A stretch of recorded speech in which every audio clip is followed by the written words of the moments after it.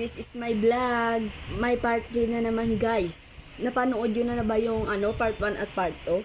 Pinost sa yun, sa YouTube. Bye guys. So ulitin na naman. Yung ng napalag.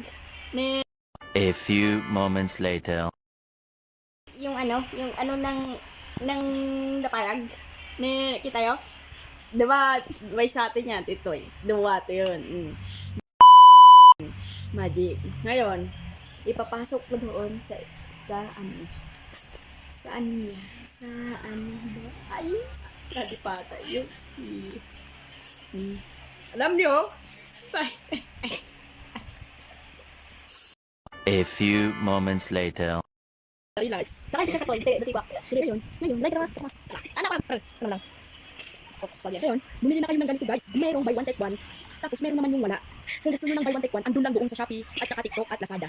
Ang magdi-deliver ay si Bangot Jenny or si Bangot Dusi. Ngayon, may sasabihin ako sa inyo.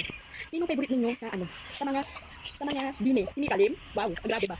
Si Mikalim ay yung asawa ko. Andito sa bahay, kasama ko. Natutulog sa dito. Red ang panting niya, red ang buhok niya, red ang damit niya, red ang kanyang pants. Diba red naman yung buhok niya? Okay guys, ka muna yun. Ngayon, may sasabihin ko ako sa inyo. Ito na po ang last day. Okay, kakataka pa siya kay Jenny. Shout out ka nga pala kay Jenny Cambalisa. Anong ginagawa mo ngayon? Bakit ka nagsa-cellphone? Huwag ka nang mag-cellphone daan dahil masisira ang iyong ubot. Gusto mo bang mabulok ang iyong ubot? Okay guys, andito na po yung sasabihin ko. Andito si Mikalim, pumunta dito sa bahay namin. May sinumbong siya sa akin. Ba't mo daw binabash? Huwag niyo namang ibash siya dahil maganda siya at volleyball player pa. Kung ibabas ninyo, putang ina ninyo, mga basher. Mga ugok, may pipit na mga bulok.